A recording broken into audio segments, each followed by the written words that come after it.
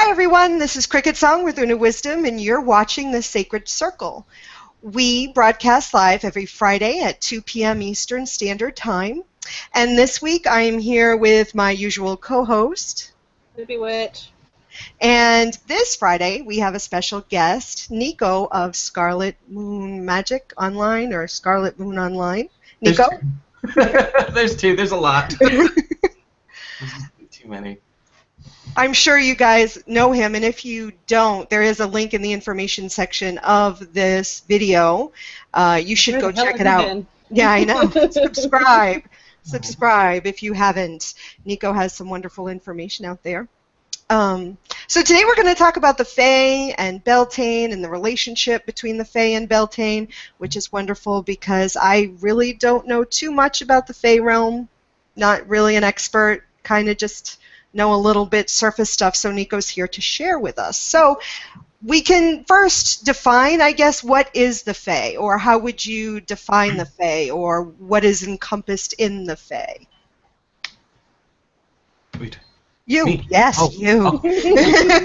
Just right out the gate. Okay. That's right. That's how I roll. Awesome. I like it. Okay.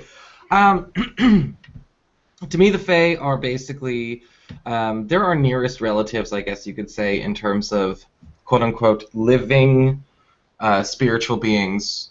And I always refer to them as kind of like, again, like our closest cousins. When you talk about things like spiritual evolution, you know, we're very close to them. They actually are numerous in name and in population.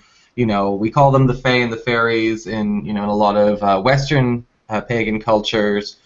They could also be referred to as the Kami in Shinto. If you are one of any kind of animistic inkling, there's also Fae of specific types of objects. You know, there are Fae that govern certain places, Fae that even govern the spirits of certain, you know, certain kinds of human traits. You know, we all have those kinds of spirits in mind, but I think the Fae that we're going to be talking about, the fairies that we're going to be talking about, have more to do, are more grounded in that sort of elemental category, okay, especially as it relates to Beltane, or Beltane.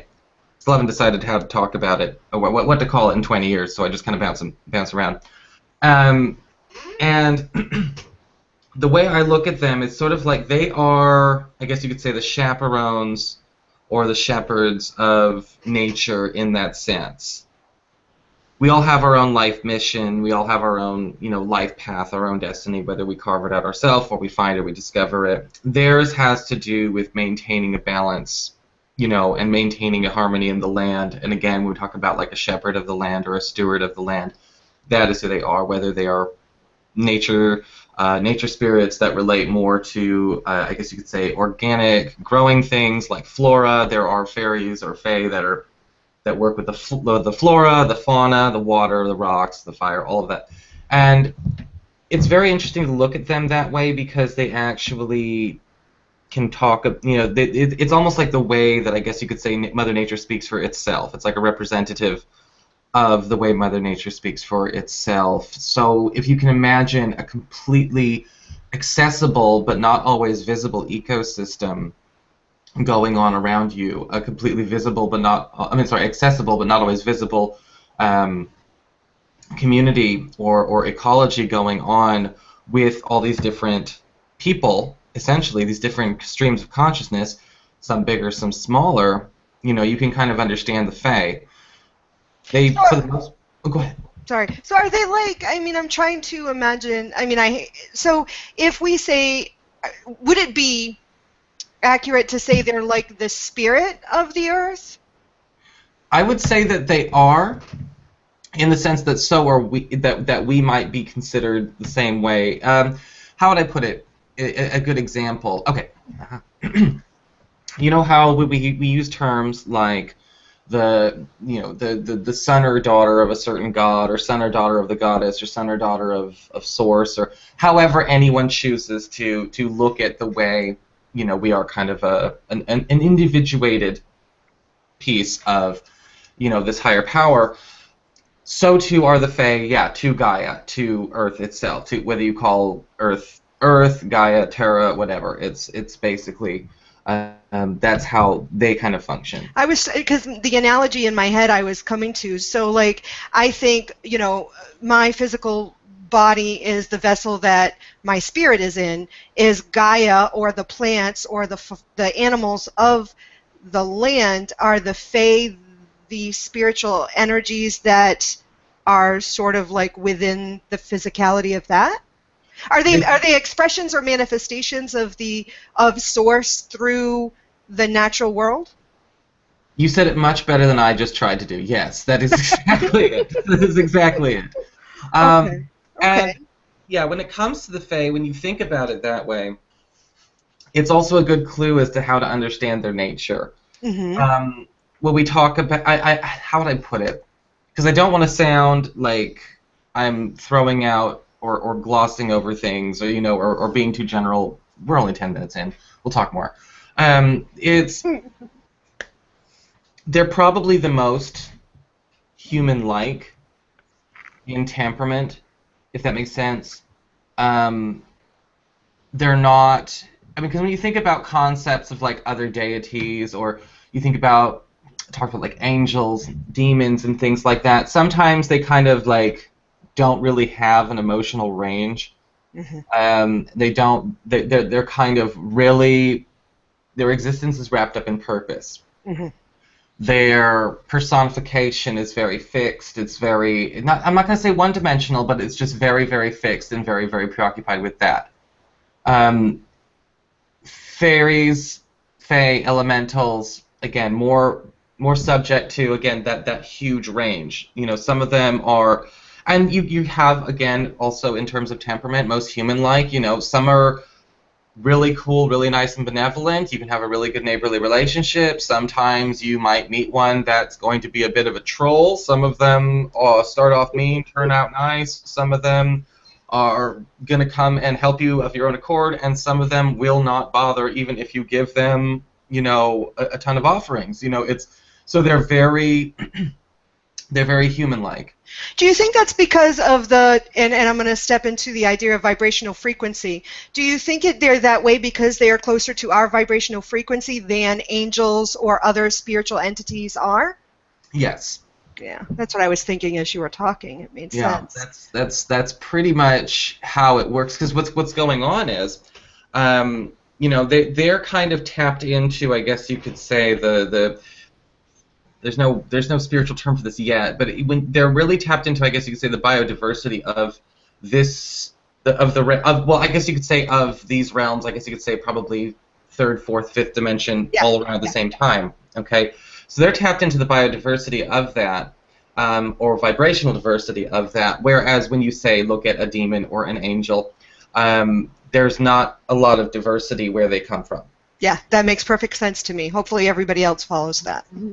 Yeah, I was like, oh, Now, would you say fairies are actual physical, like what you would say Tinkerbell was a fairy, or would you say they're more like, say, ghosts and corporeal?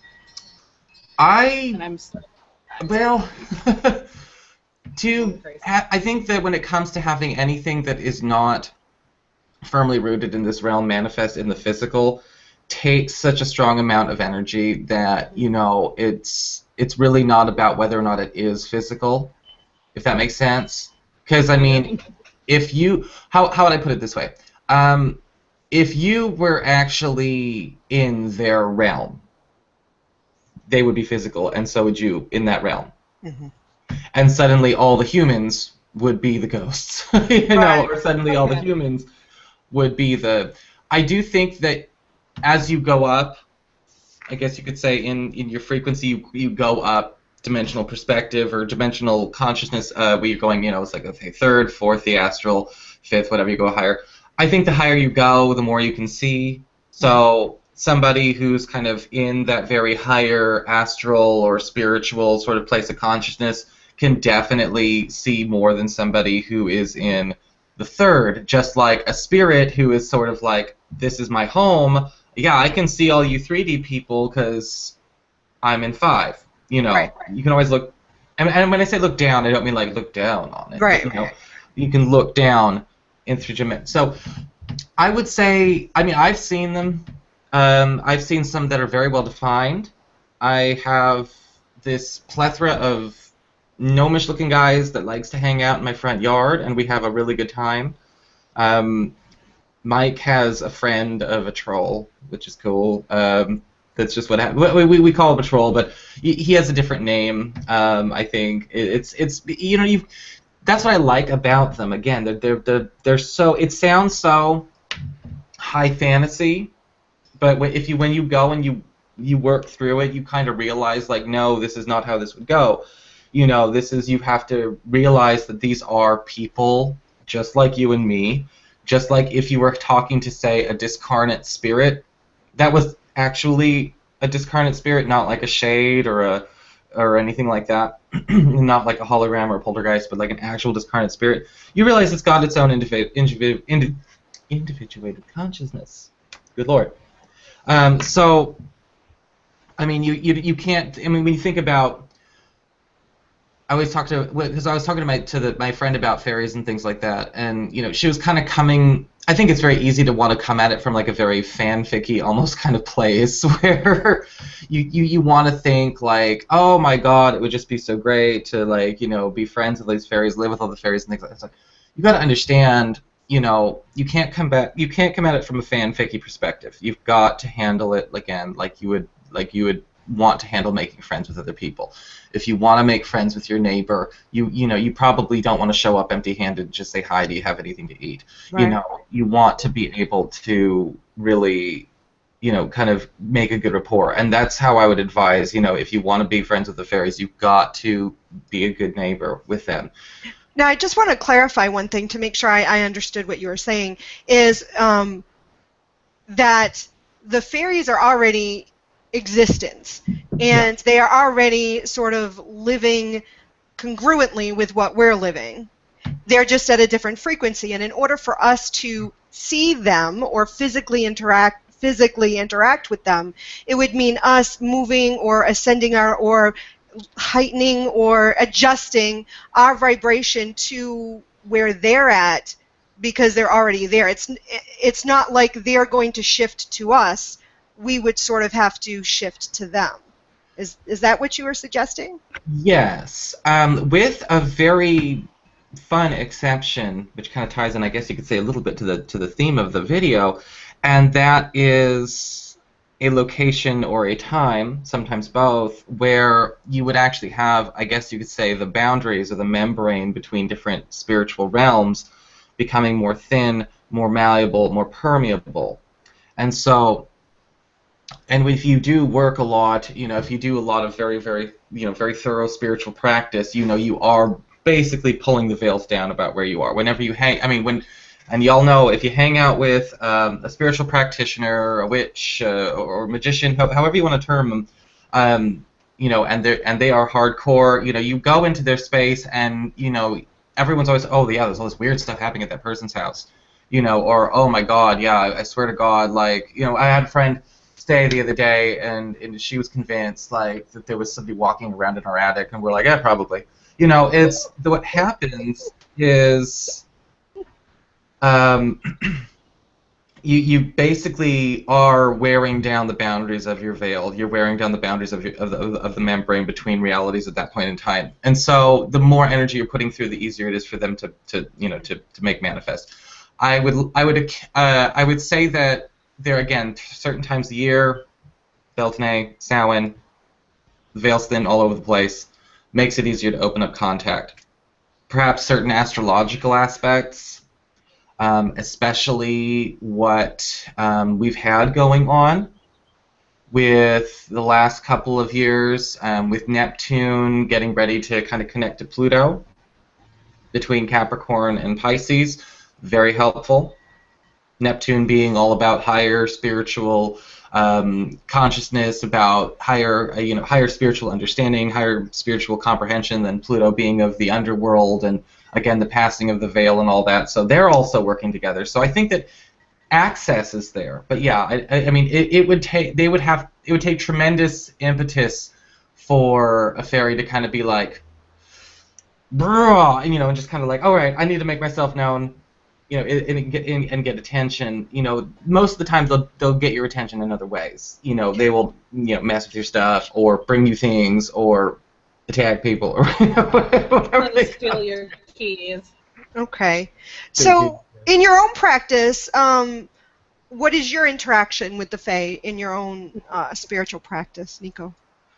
Mine is very interesting because it sort of becomes it's at least a weekly deal where I'm actually out hanging out with them, talking to them like a crazy person.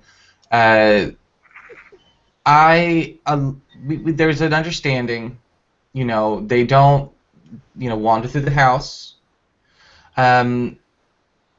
Each, I guess you'd say, place I've lived, each property kind of came with its own different kind of fairy, which is very interesting. Very interesting. Is that normal? Is that not normal? It's definitely normal. I was just gonna say, like, I don't mean to be the guy who's like, well, it's actually a complicated, long-winded answer. Get ready to hear me talk more. I didn't want to do that, but it's again, you handle them like you would handle different neighbors. Mm-hmm. So when we lived in Redmond 3 years ago, in 2013. And if you guys remember those videos, that's when I had the huge trees in the backyard and all this kind of good stuff. The fairies there were extremely. You had a little bit more of that sort of nymphy, Tinkerbell kind of vibe that a lot of people think about. Those very playful, very mischievous, and very, very kind, very, very benign. And also very much all about they wanted to be. It was just like a party with them because you can notice your mood changing, you can notice the energy changing. We can notice whenever we would talk about them out on the back porch, suddenly there'd be like this small gust of wind, or something weird would fly out of the sky, or like a little butterfly would come, and land on somebody's shoulder. Like really playful, really fun, and they're really good at manipulating probability and synchronicity and things like that. Then here, where we are here in Shoreline in North Seattle, they're definitely, again, they've got more of that very grounded, very gnomish sort of feel to them. It's almost like moving into a place. It was almost like moving into a small town where it's like, okay, everyone who lives here is like 10th generation, and they have their way of life, and you got to respect that way of life. And as long as you do, we're going to get along just fine. And here it was interesting because I've been working so hard on this garden, but it was just like a giant dead lawn in the beginning. And I tore up a bunch of grass, I planted all my herbs, I planted this huge plot of vegetables and all kinds of things like that. Started really kind of healing the land in a sense. And then all kinds of good stuff started happening. And I actually saw, they came up, they were probably, I didn't see them in the physical, they were like silhouettes. Almost like little hobbits, like the size of a TV tray. You could see these little shadows, and they were just kind of like 4 or 5 of them, just kind of like moving around the lawn. And I was like, and then in my head was like, do something. So I basically I put out some incense, I put out some coins, and I basically was like, look, in exchange, I make this offering in exchange for for healing your land, and giving you that energy. And I'll talk about that in a second.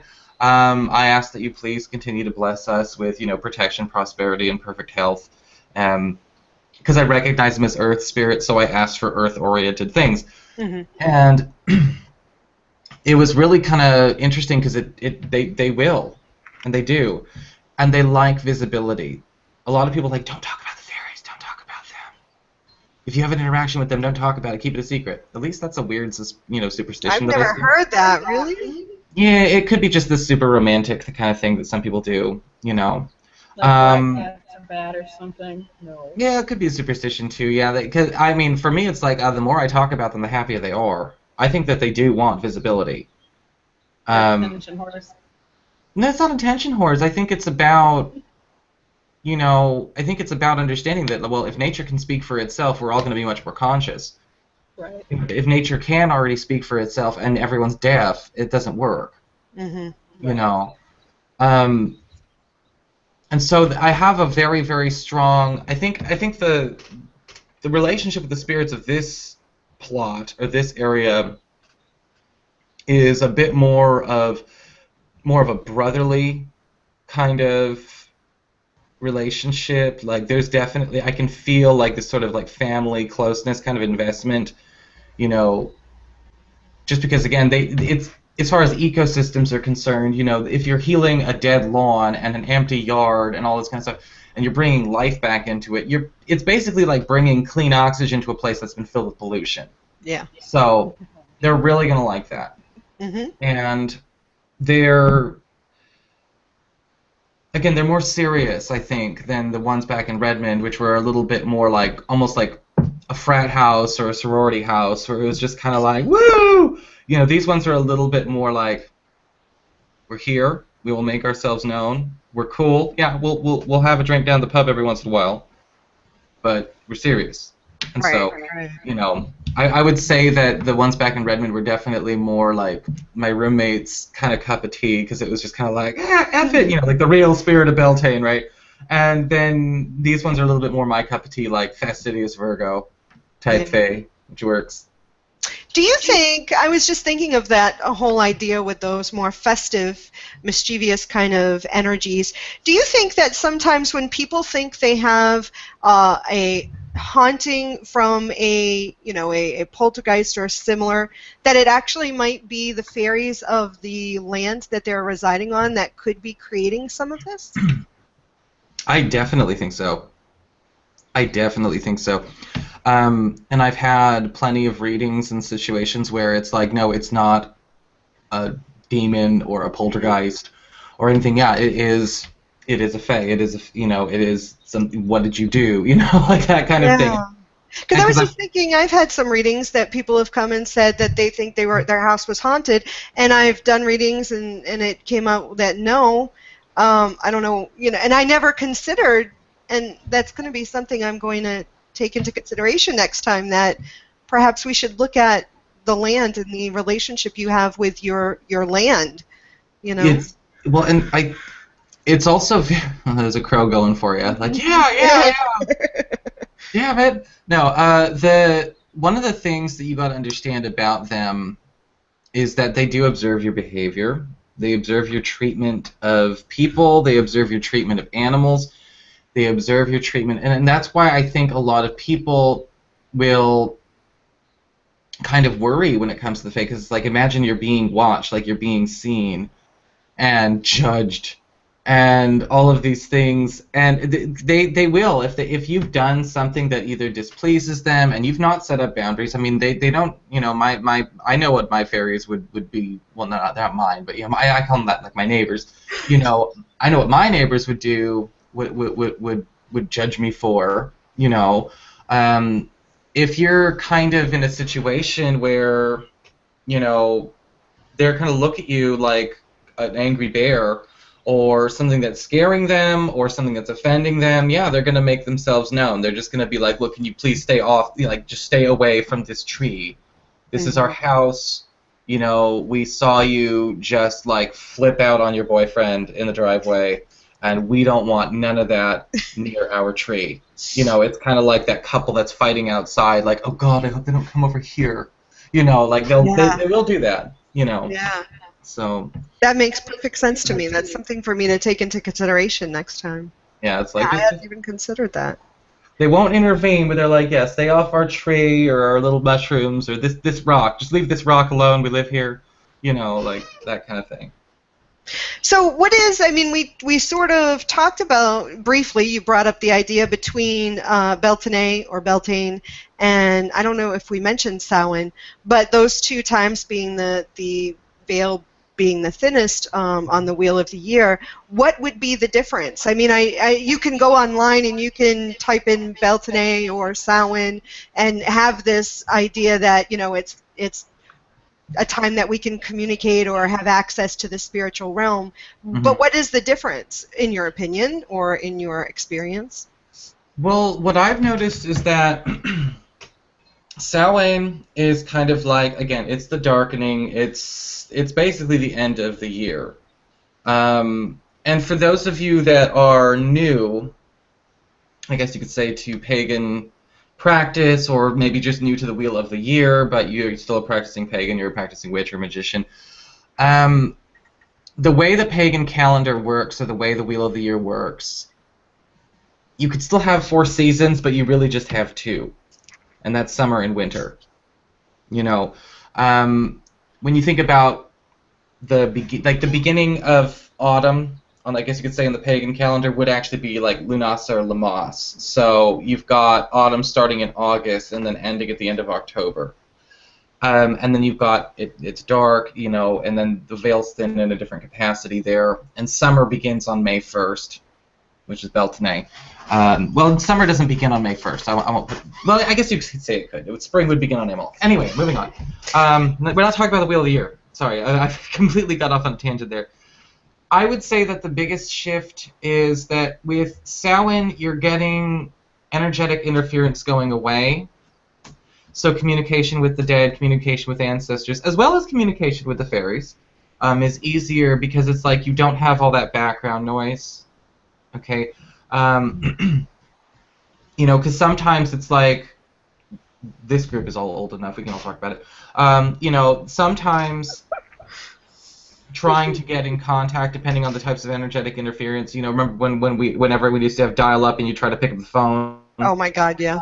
Okay, that's kind of what's going on in the background. Like, or you know, just like the Wi-Fi is just really bad. Sometimes, not always. You can ascend. You can work on your psychic abilities, and you can take care of it yourself, or you can work on your space and thin the veil in your space. You know how you spiritually work. But for the most part, you know, it can be a pretty hard connection. At least until recent years. I think it's different now than it was 10 years ago. I think the veil is way thinner now, permanently, than it was 10 years ago. I agree. Yeah, but when you go back to like the 90s and you're kind of like, this is a lot more work. So, but I think that with how to put it, with Beltain, you're getting this influx of energy coming through the other side, from the other side of the veil. So instead of us kind of going over there, it's coming over here. And the first to come over here are the fairies and the fae and the elementals, you know. And so the veil is thinner, but it's almost like you're dealing with a different population at the front line. Not to say that you couldn't contact the dead or that you couldn't contact ancestors, but you're dealing with the fairy, the fae, you know, they're like I said, they're right over here. They're the closest. And they're just hanging out, doing their thing. And when you think about, you know, the celebration of the god, you know, the Green Man, for Beltain, you know, as far as I've had really cool experiences working with, I guess you say my incarnation of the Horned God, or the one who's come to me. It's kind of like this, you know, Green Man. Some people say Hern, I say Herny the Hunter, kind of archetype coming through. And if you do your research, you also realize that he's also kind of Lord of the Fairies, Lord of the Fae. They all, you know, pay homage to him. They do pay homage to the goddess as well, but, you know, as far as, like, you know, who they've got on the phone, you know, he's number 1 on speed dial. And so it's kind of interesting that, you know, it's his day, the veil is thin, and then they are. You know, so it's not like you're going into a different realm, but, again, the energies are coming from that realm into here as opposed to us going out with Samhain, if that makes sense. Oh, yeah, that makes perfect sense to me. Okay. I was like, I'm trying not to make this too jargonese, but it's, you know. Well, it makes, I mean, if you think about what's going on with the land, with the whole, you know, things blossoming and during the time of Beltain and all that, that makes sense that, you know, the Fae are busy with that sort of connection with bringing everything back into bloom, then of course, in my mind, they would be front line. Whereas if you're looking at Samhain, as things are waning and leaving, then sort of the idea of the dead and that are sort of aligned with that kind of energy that's flowing, at least in my thought, you know? Well, I think so, because when you think about people who've had near-death experiences or people who passed away, they're always talking about, okay, well, you know, somebody was there and they're meeting me and they're going to see me. You know, my grandfather was really interesting before he died because he had Alzheimer's, and he was talking about he had these moments of lucidity where he was saying like his brother, who had passed away 10 years before, was like in the room.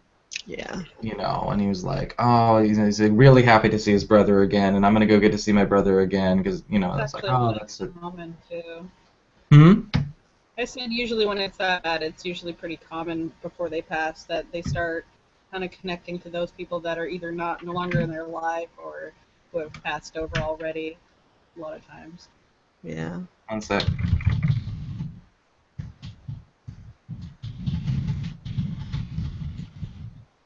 Nico's having a problem. I don't Sorry, know. Maybe. sorry. This person just messaged me, and I was just kind of like, there we go. I should mention that if you are one of our live audience members, the Q&A is working. So if you're on the events page, you can click the Q&A button and ask a question, and I'll make sure that it gets asked. I've never really made that work. I've never learned how to make it work. Do you have any questions for us and our perspective on the Fae at all? Just because her and I are not, like, super connected with them. I don't know if connected is the right word, but, like, our knowledge I want to ask the base level. Well, I was going to ask you, Tara, since I was like, yes. I want to know, as far as you're concerned, because I know your perspective on things like tarot and things like that, but this is a topic that I don't think you've ever really brought up in any of your videos. I mean, do you work with them, or do you? I mean, whether you acknowledge them or not. I mean, do you work with them, or you have a different take on it? I am kind of evolving with the Fae, because as I've mentioned plenty of times here and in my own videos, that I was atheist most of my life, and I still have that skepticism that I'm just like, go away, stop it. You're impeding my spiritual growth. So I still have that, like, gut, like, they don't exist, they can't exist kind of a thing. But then I'm just like, okay, it's spiritual mind above that. Mm-hmm. So I'm kind of still just trying to stop questioning it, if that makes sense. But actively, no, I don't do anything. Do I think they exist in a spiritual form? I don't think they're corporeal. I think that's the correct word. I don't think they're like solid beings. I think they would be spirit type beings. Okay. Hello, kitty cat. This is Persephone. She has a tendency to get. She gets very jealous when she has to deal with, I guess you could say, competing with me talking to this box. Mm-hmm. You know, the whole time, and so you know sometimes. But I mean, she's getting kind of, I think, a little bit snippy just because today is my Friday, and she doesn't know I'm not giving a reading. So she's probably wondering like, oh my God, you know, like, you're supposed to have the day off. And I was like, no, this is, we're having fun today, don't worry. So, you know. That actually just brought up a question. Do you feel like when the cats kind of wig out for no apparent reason, you know, when they go zoom, zoom, and make weird noises, do you think those are fairies pulling their tail or something? Probably not. No. No, I kind of, I don't mean to say that in like a really like just, wow, that was blunt, but I mean. He just dismissed you. He dismissed you, Tara. No. I'm used to it. It's fine. I know how it is. It's no big deal. No dismissals.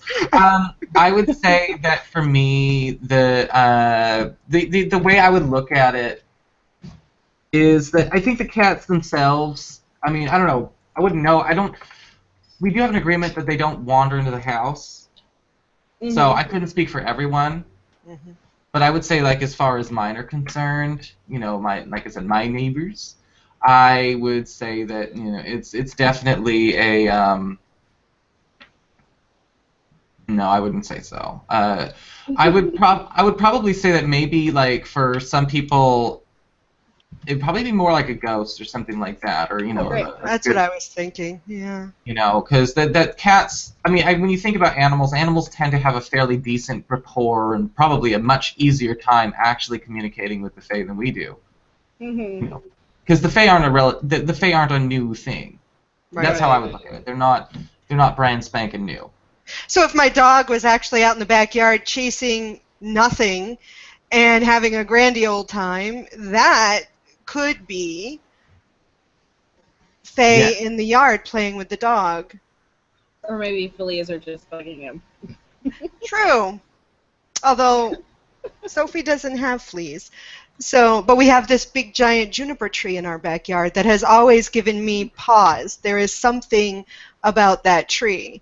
So I'm curious. I'm gonna go out there after and see what's going on, because I've never really thought to work with the Fae. Not that I ever considered that they didn't exist. I guess I always, instead of, you know how some people look at deity and they have a personified image of deity, for me, Fae has always just been an energetic vibration. They've never been any sort of personified entity for me.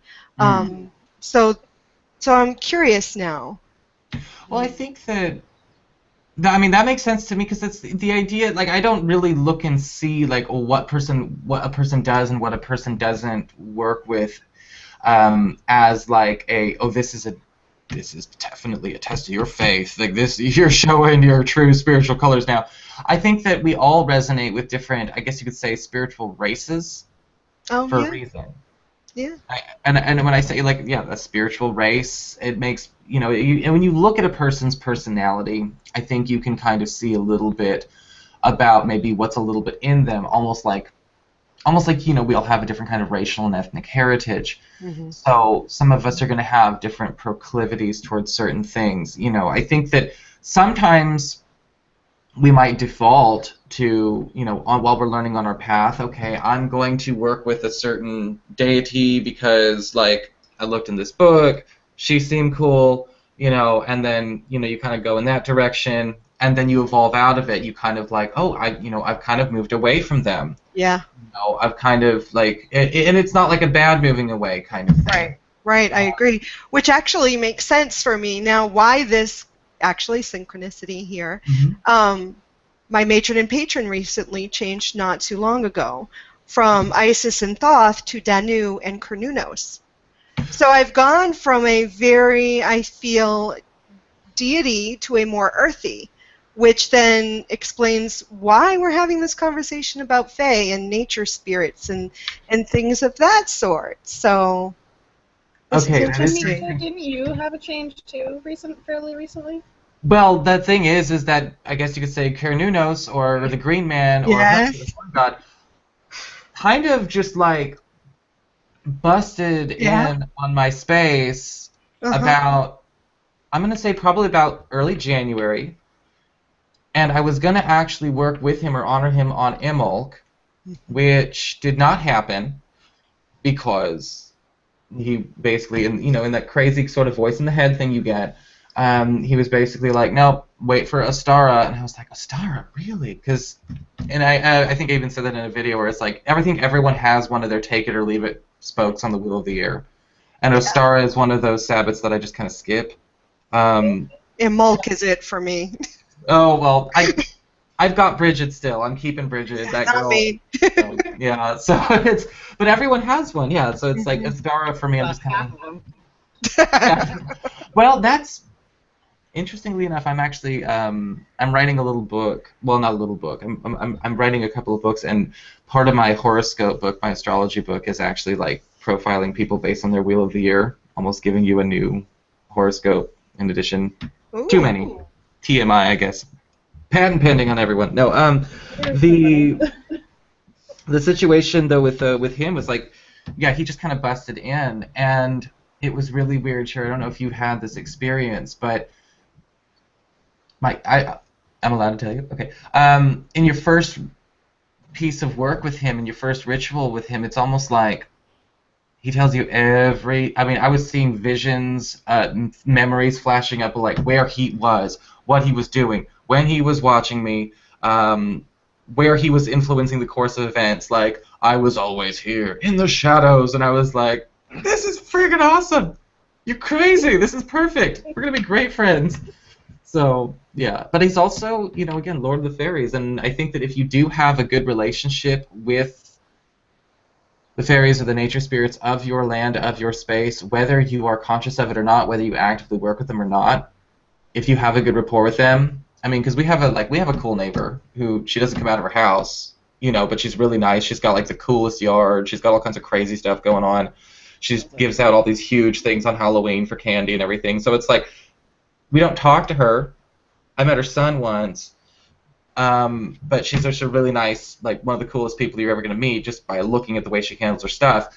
The fairy will also respect you for that, so maybe that's what's also going on there. But that's cool about Nanu and Kernunos. Now we got it. Yeah.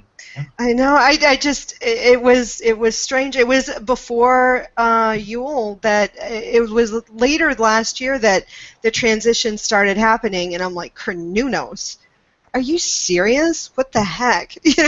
I was like, okay, I'll go with it because I'm not one that tends to fight these sort of things, but I can feel the resistance within me, so I'm working through it. But well, I think that he is something that has so many different incarnations. Like for me, when it started happening, when it started pulling me in, there was a part of me that was like, okay, I just gotta say hi. I cannot look at this person as like an impression, that I've gotten from books or from other people, because then you're just going into the rumor mill. You really gotta go and get to know this person yourself. Because there was a part of me that was I had the same kind of feeling. I was like, oh, I know like Pan is a really celebrated idea. It's just not for me. I just really don't do the whole Pan thing. I don't really do this whole like, crazy goat man thing. And I know it's not always that. And that's when I discovered, the archetypes of like Herney the Hunter, and more of that sort of Spectre of Windsor type of green man. And it was a very different type of person. He's not like this sort of like sex-crazed maniac. It's really a little there's a certain well-roundedness. I mean, there's sexuality involved, but I think that people have kind of, they play up the parts that they like. They always do, and I mean, I'm part of this Gay Male Witches circle on Facebook, and I was kind of like, and I had mentioned, it's like, I'm not really like, it's just not in me, the whole like, Pan like pride thing, because that kind of works like for a lot of people, and I was like, it just doesn't do it for me. And then I was like, well, Herney's got a very different type of vibe. He's very stoic. He's primal, but it's like the primal masculine that's got.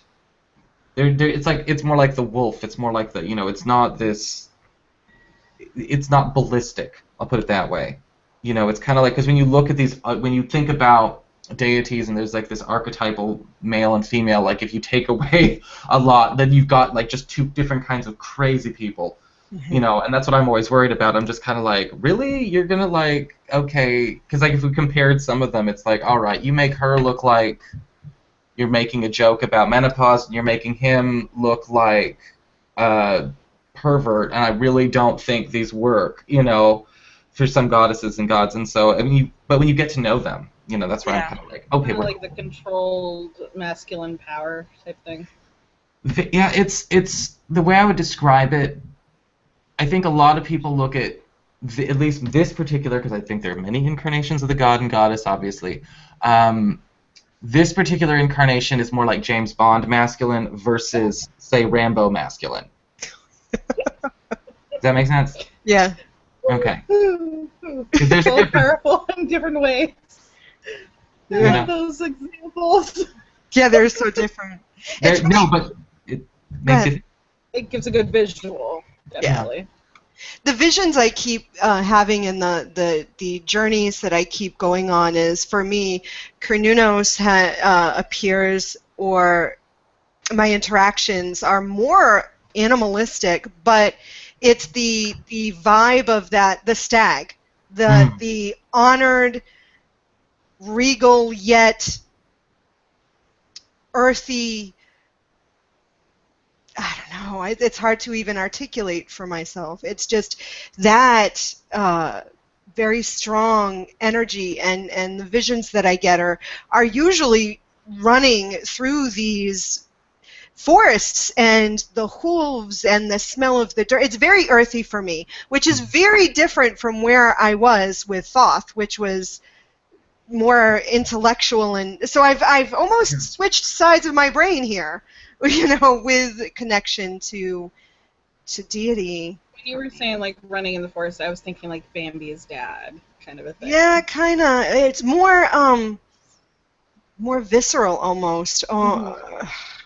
It's really it's very unique for my interactions with the energy of deity recently, because if I look at where I've come from and to where I am, it's very different, which is fine. I need this apparently. Well, actually, maybe you do, because I was thinking about when you said the heads, talk about Thoth and the head stuff, right? Just the mental kind of like, blah. One of the things I've noticed working with him,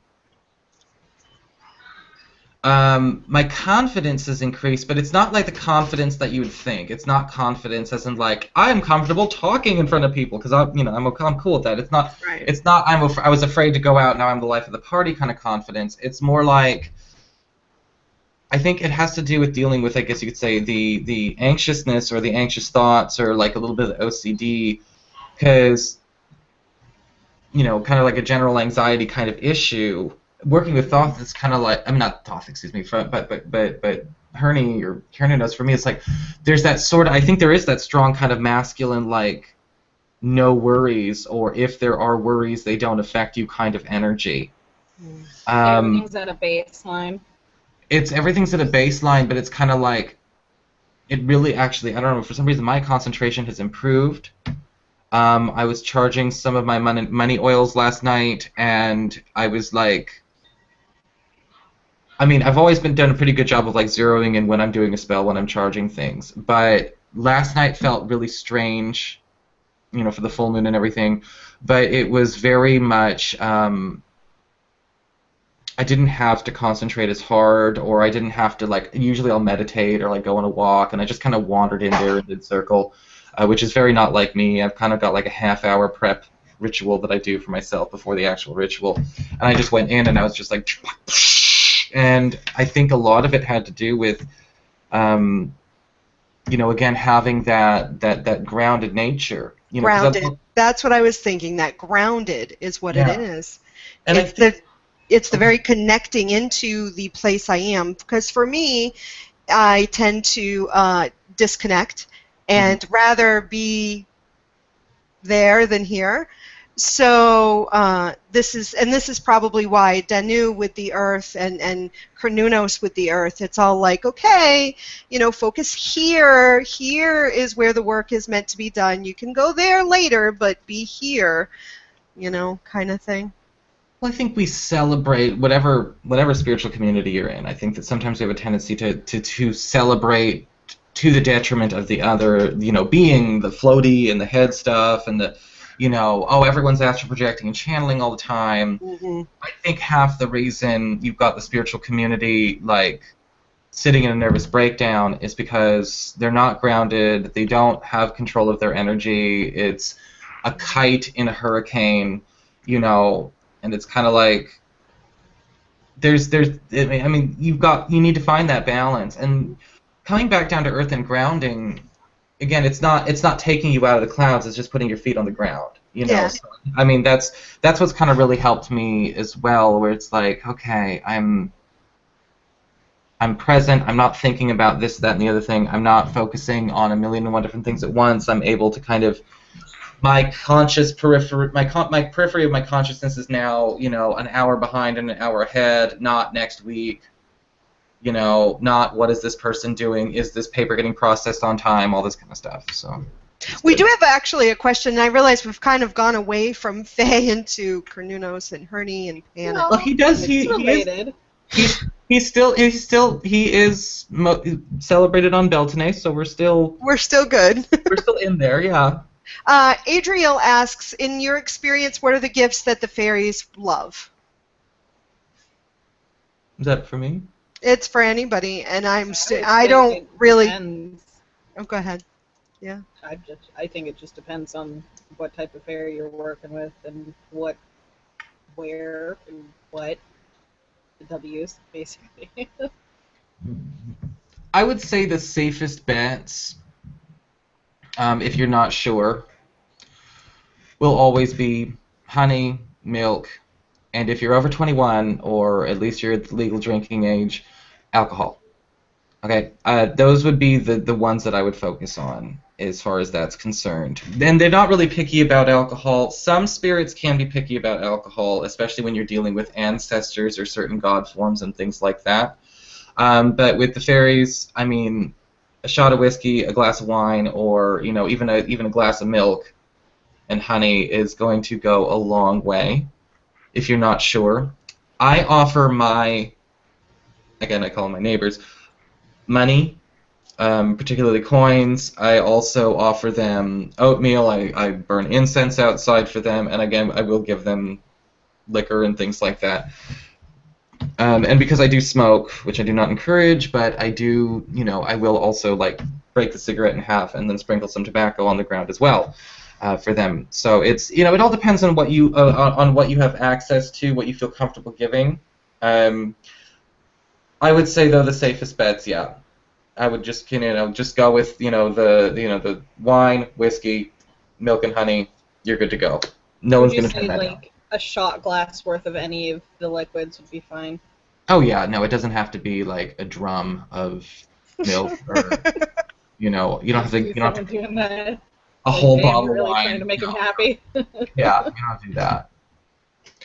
I think the most important thing that I think I could have done was given them a space that was dedicated to them. To be honest. A fairy ring or something. I've got a fairy ring in my front garden, and I'm making another one in the back. And I think the most important thing you can do is honor them by giving a space that's just theirs. It's kind of like this will go undisturbed. And again, working on the land, I think it's harder for urban pagans to connect, not because they just don't have the right priorities. They're in the concrete jungle. No, I think that fairies themselves, depending on the type of fairy that they are, may not necessarily be available in that area.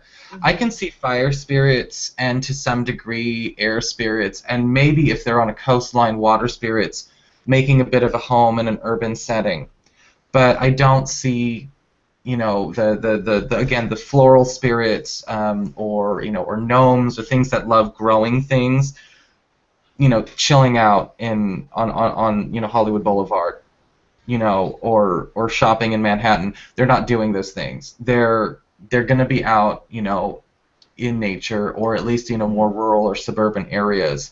So if you're trying to figure out, well, I want to have a contact with all the Fae, your best opportunity is going to be to make some kind of habitat, I guess you could say, or if you're in a condo, make them a condo. Gardens, rooftop gardens and stuff.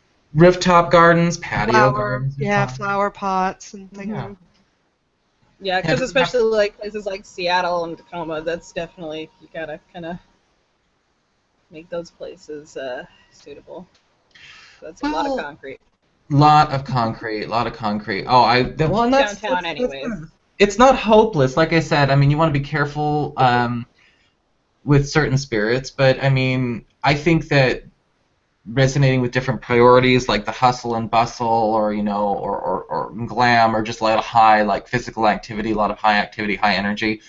I think air spirits and fire spirits resonate fairly well with urban settings. But yeah, when you get to I guess you could say gnomes and undines and things like that, they're gonna be a little bit more I mean, living out on the island or living out in Port Orchard, you're gonna be pretty close to undines as well. But yeah, I have basically woods behind my house, so. And it's a very underrated area over there. I think it's gorgeous. It's quiet. That's all that matters. Matters really.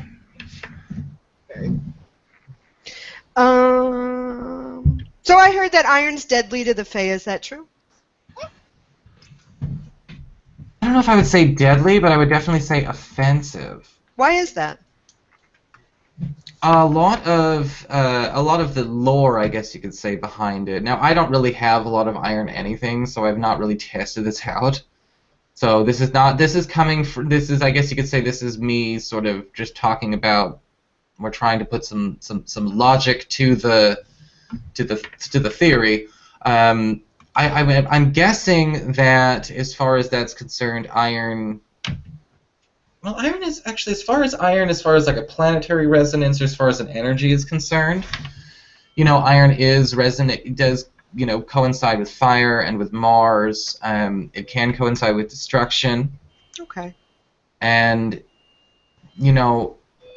steel is a relatively, it's not new, but it's a relatively modern thing. I mean, when you talked about chopping down trees, when you talked about forging weapons and things like that, you had iron. You had bronze and you had iron. You didn't have you didn't have steel at that point in time. Steel was kind of a later kind of thing. So I can imagine that the association with destruction, or the association with being used for destruction. I'm not sure if they have like this core issue with the element itself. It's like, oh damn it, no. I know. I think it almost sounds like it's specific to certain type of fairies, like not fire fairies, or possibly. Well, that could be, because it's. I would say that, like I said, I don't have just an iron anything laying around, so I wouldn't be able to kind of go out and be like, but I wouldn't, But I think that for a lot of them, it would be, I would probably go towards the elemental or planetary correspondence. This is energy. Going back to like the concrete jungles, iron and steel are in those buildings quite extensively, and that does make sense a lot too. Well, you've got rebar in the roads. It's gonna, that makes a lot of sense. It's all conspiracy. They're trying to keep them away. That's right. They're trying to keep the fairies away from the cities. You heard about, like, in Iceland that they rerouted completely a highway because they were worried about the Fae. Oh, I think I remember reading about that somewhere. They believe in the Fae over there. They're pretty hardcore. God, they're so respectable. I love it. they're gonna impeach bad politicians. They're gonna respect the Fae. I like that. I like them a lot. That's the way to do it. I think that the fairies get a very difficult, get a bad rep, I think, for being these sort of like tricky, dangerous people when they're really not. I think that this is more so to, and I'm not saying this in a negative sense. And I'm not saying this to chide anyone or scold, because you know how PC we have to be nowadays. I can't wait. You do not have to be here on this video. I can't wait until 2025 and there's a VH1 special, and you know how they look back at the past decade. They're like, God, remember when it was vogue to be like totally oversensitive? I can't wait till we talk about that kind of like, Oh, shit. Like, oh my God, remember it was like into. Have a nervous break. This collab here definitely is not overly PC. Yeah, we're not. I don't encourage PC here. You say what you gotta say, and if and you know what? I don't think I swore yet in this video, so fuck that. Shit. There you go. I'll save it because I had to wait. I swear a lot anyway. Y'all know that. I would say that the fairies are probably the most scary thing to people because they're not so directly tied in or preoccupied with the human condition. When you think about other spirits such as, let's say, angels, a lot of people feel safe around angels because angels are, well, a certain sect of angels, because I view angels as a race. I don't think all angels. Yeah, there are plenty of angels out there who do not fall under this. Hello, Lucifer. Well, there's that, but I'm kind of just thinking angels in general. They kind of scare me a little bit. They are. I would say that the way I look at the elves in like Lord of the Rings, it's kind of like they can't. And if you know the whole story, it's like some are good, some are bad. They're not all on the same side. They all don't serve the same god. Right. That's how I look at it. Yeah, some of them are neutral, but a lot of the angels that people are aware of, that people reach out to now, they are inherently preoccupied to, I guess you could say, the human condition by the dictation of whatever path they're working on. Especially if it's something Judeo-Christian or involved in ceremonial magic. And the angels themselves can be non-threatening because it's almost like, you know, okay, they are part of that. They're part of the human condition. I think that with fairies and fae, it's like when you have something that's just not invested in your faith, in your energy, in your condition, you get a double-edged sword. On one hand, yeah, it's like, oh my god, you just don't give a damn. But on the other side, it's like, when you do give a damn, it's so much more important and so much more special because it's not your job. It's not dictated by some kind of spiritual rule. You know, it's not you're not bound by this pentacle that I drew. You know, you're not a part of this. And people, there's Toby, he's another cat. The situation I think with fairies is that, you know, you just gotta you gotta learn how to be respectful. He's like, oh, he wants to go up on the window. We have this neighbor who he really, but not so much him, but the girl. There's this neighbor who's just out sweeping sometimes, and Persephone will just go up and just stare her down, like, just get out of here. You know, I mean, you've never even, there's nothing wrong with them. You know, it's just that she doesn't, she's opening the window. Oh, and now he doesn't want to go there because he opened it. I feel like my cats are super lazy because they're just laying down in front in the windowsill over there. They're just like, whatever, do you.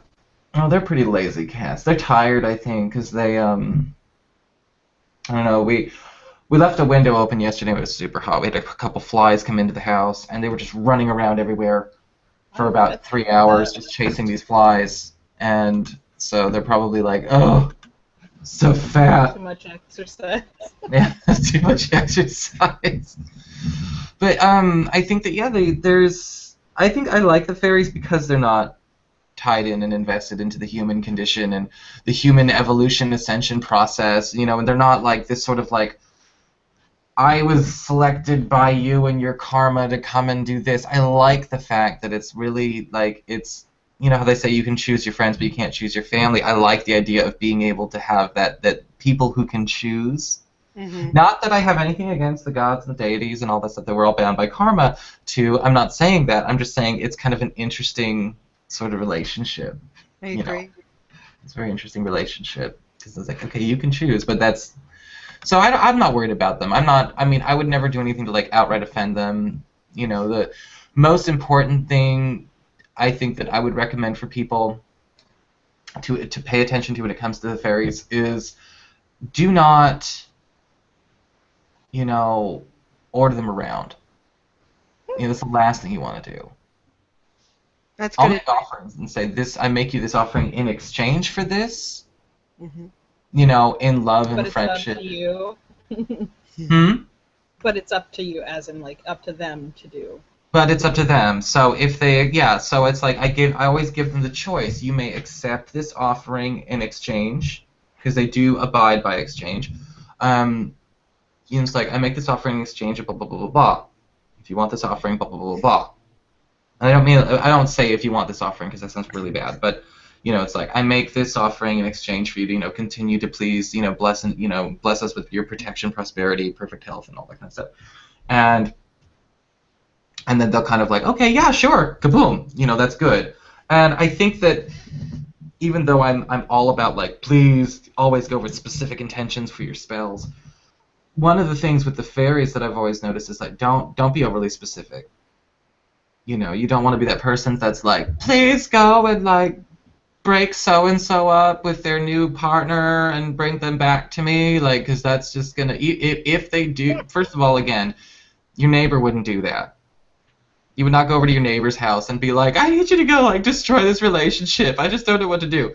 You know, and your neighbor is just going to be like, do it yourself. No, please. No.